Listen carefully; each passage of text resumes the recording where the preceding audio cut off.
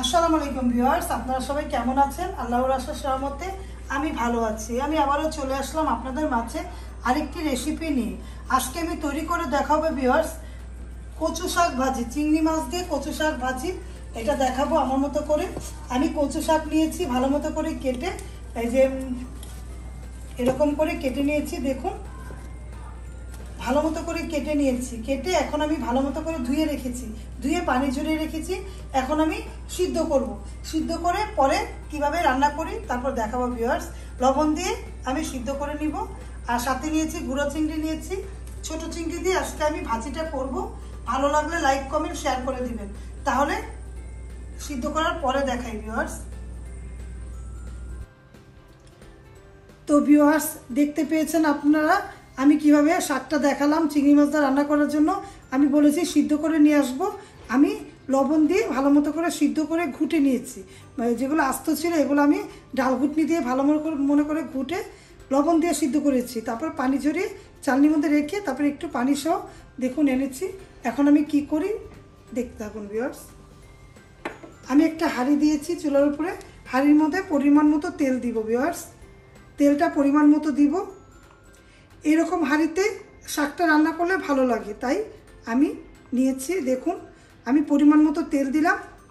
তেলটা দেওয়ার পরে চুলাটা একটু বাড়িয়ে দিব। তারপরে ভিউয়ার্স আমি এখন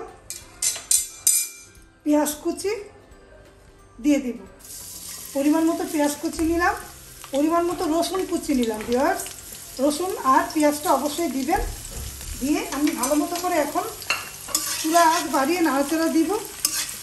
এর আগে কিন্তু আমি অনেকগুলো রেসিপি আপনাদের মাঝে শেয়ার করেছি, সেগুলো না দেখে থাকলে দেখে নেবেন, ভালো লাগবে।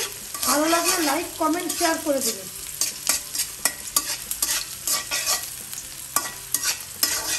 এরই পাশাপাশি ভিডিওনা ব্লগ নামে আমার কিন্তু একটা চ্যানেল আছে, আপনারা চাইলে ওটাতে একটু ঘুরে আসতে পারেন।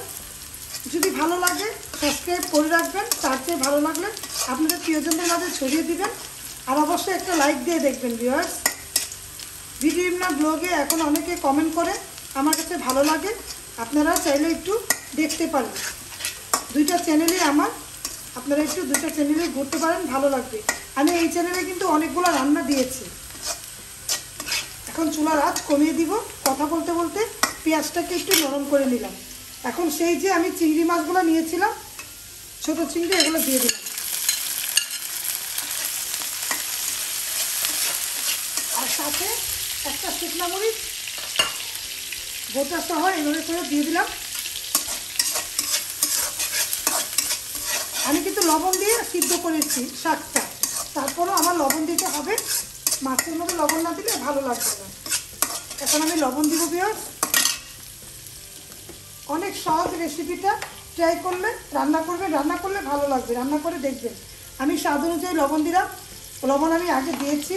আর একটু পরিমাণ হলুদ দিব, অল্প অল্প পরিমাণ হলুদ আর অল্প পরিমাণে লাল মরিচের গুঁড়ো।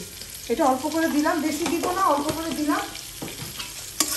দিয়ে ভালো মতো করে এখন নাড়াচাড়া দিব। চুলাটা একটু বাড়িয়ে দিই আর একটু পানি অ্যাড করে দিই, কারণ হলুদ মরিচে দিয়েছি তো একটু। এখন আমি চুলার আঁচ পুরো বাড়িয়ে দিব, বাড়িয়ে নাড়াচাড়া দিব ভিউয়ার্স। 1 থেকে 2 মিনিট নাড়াচাড়া দিব ভিউয়ার্স। আমি 2 মিনিট দেখুন চিংড়ি মাছটাকে একটু ভাজা ভাজা করে নিলাম। এখন আমি সেই যে শাকটা, কচু শাকটা দিয়ে দিব বিসমিল্লাহ করে।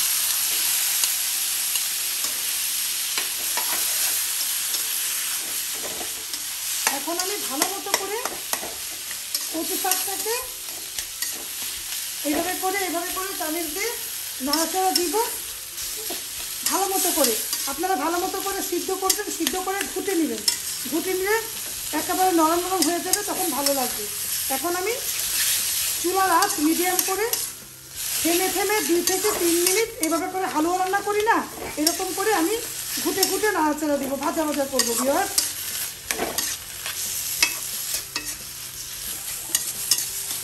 ভিউয়ার্স ভালো মতো করে দেখুন, আমি পুরো 3 থেকে 4 মিনিট হালুয়া যেভাবে রান্না করি না এরকম করে নাড়াচাড়া দিয়েছি। দেখুন লাগেও না, একটু লাগছে না, তখন বুঝবো আমার হয়ে গিয়েছে।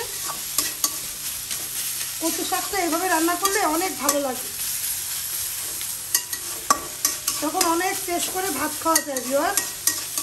এখন আমি কাঁচামরিচটা দিব পরিমাণ মতো, কাঁচামরিচ এমনি ভেঙে দিব, আস্ত দিব, একটা পেঁয়াজ চলে গিয়েছে।